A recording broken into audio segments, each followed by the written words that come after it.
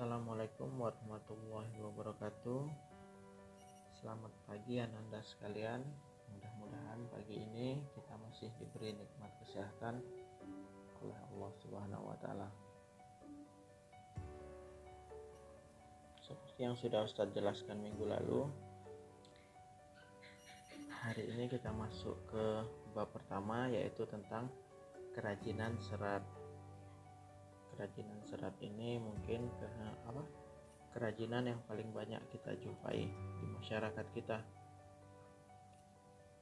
Intinya yang akan kita bahas di sini tentang pengertian, kemudian sejarah, kemudian jenis dan karakteristik dari bahan serat itu sendiri. Nah, tujuan dari pembelajaran yang akan kita lakukan, yang pertama, diharapkan Ananda sekalian nantinya dapat memahami pengetahuan tentang jenis, sifat, karakter, dan teknik pengolahan serat. Kemudian selanjutnya Ananda sekalian diharapkan dapat mengaplikasikan, yaitu merancang, membuat, dan menyajikan produk kerajinan dari bahan serat yang kreatif dan inovatif sesuai dengan potensi daerah setempat. Nah, kenapa harus memanfaatkan bahan kerajinan dari daerah setempat? Seperti yang telah Ustadz sampaikan di grup kelas, pada video kali ini Ustadz akan memberikan pertanyaan seputar bahan serat. Pertanyaan ini dicatat, kemudian nanti dijawab setelah video ini selesai. Kemudian nanti jawabannya difoto, upload melalui Classroom kelasnya. Oke, pertanyaan pertama ini, kenapa harus memanfaatkan bahan kerajinan dari daerah setempat? Nah, kita masuk ke pengertian. Apa itu serat?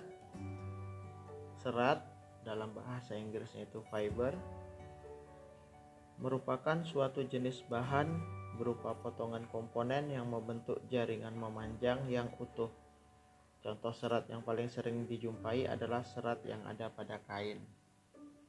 Kemudian menurut Kamus Bahasa Indonesia, serat itu merupakan suatu material yang perbandingan panjang dan lebarnya sangat besar dan molekul penyusunan sangat terorientasi, terutama ke arah panjang.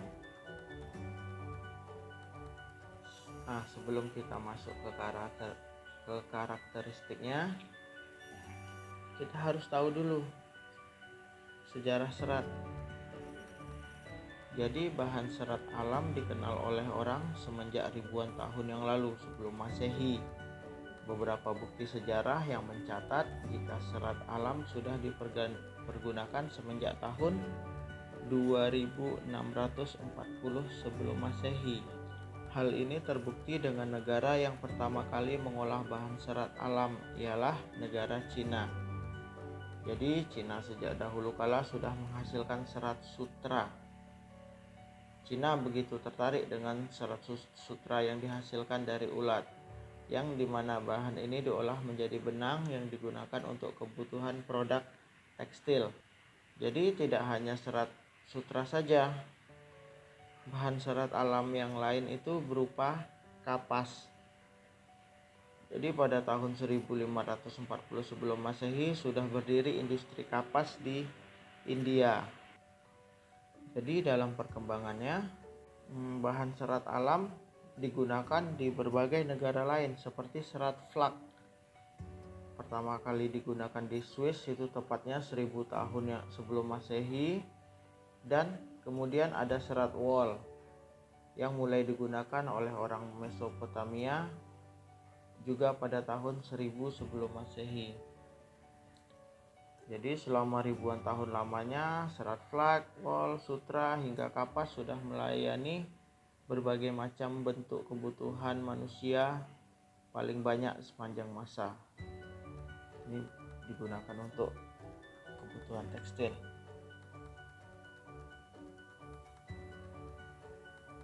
Nah, pertanyaan Ustadz lagi yang kedua. Kalian cari di berbagai sumber, baik internet atau buku, apa itu serat flak?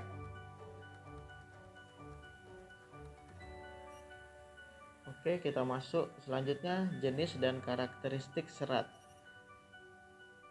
Berdasarkan jenis, serat itu terbagi dua. Yang pertama ada serat tumbuhan, kemudian ada serat hewan. Jadi beberapa serat yang dapat dibuat kerajinan memiliki jenis dan karakteristik yang berbeda-beda.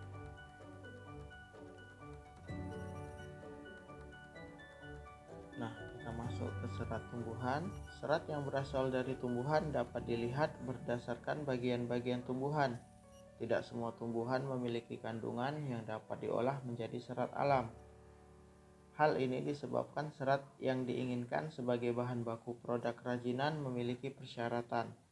Di antara persyaratan tersebut adalah kuat, kemudian tahan lama, bentuknya tetap, permukaan yang halus, ataupun bertekstur sesuai persyaratan produk.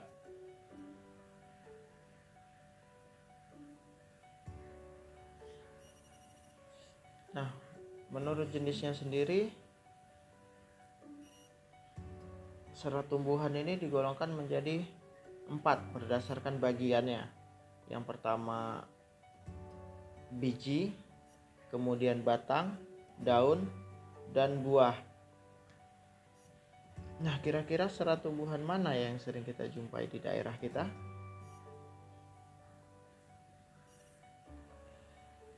Kita masuk ke serat biji. Tumbuhan memiliki biji yang beraneka ragam. Beberapa biji telah memenuhi persyaratan untuk diolah sebagai bahan serat.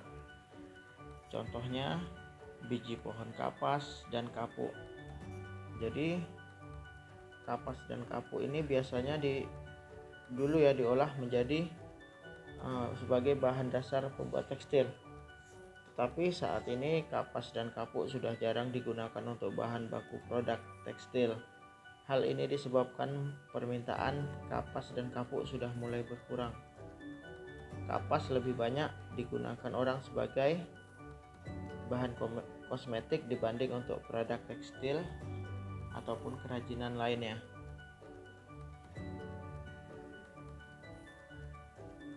Pertanyaan Ustadz yang ketiga, catat dulu di buku catatan, pertanyaannya nanti baru dijawab. Kira-kira apa ya perbedaan kapas dan kapuk?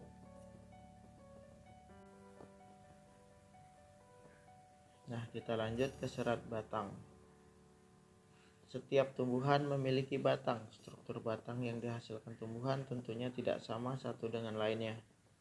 Jenis batang yang menghasilkan serat alam dapat berupa jenis batang yang berkambium ataupun tidak berkambium. Contohnya ada batang apa sih tuh? Nomor 1 itu apa? Ada yang tahu? Nomor 1 itu batang pisang. Jadi batang pisang dapat juga bisa dimanfaatkan sebagai bahan kerajinan. Kemudian yang nomor 2 itu tahu apa? Kurang jelas ya gambarnya. Itu adalah batang pohon anggrek. Ketiga itu jelas bambu. Kerajinan bambu ini mungkin sering kita jumpai di daerah kita. Yang keempat itu adalah batang melinjo.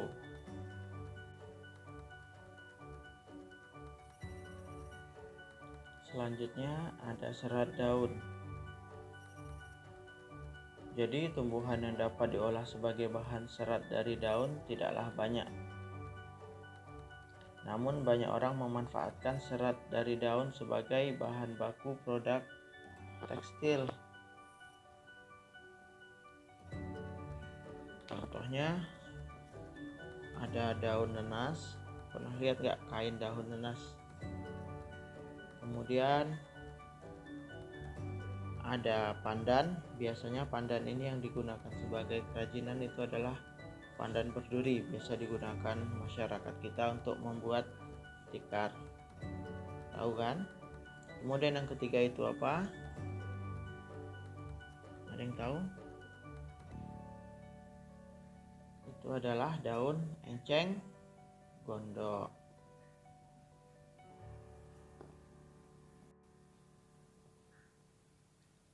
Selanjutnya ada serat buah.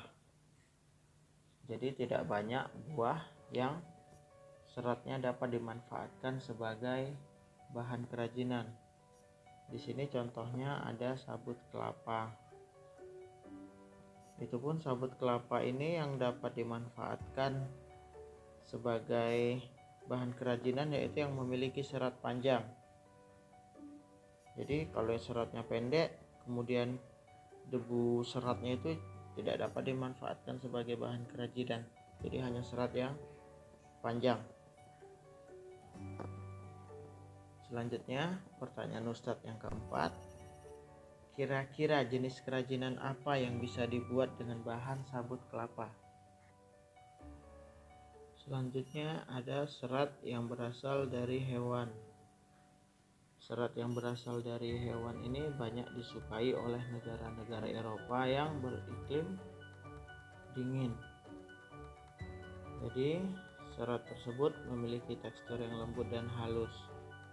Sifat dari serat hewan ini menghangatkan, sehingga orang-orang yang tinggal di daerah musim dingin sangat memanfaatkan serat ini.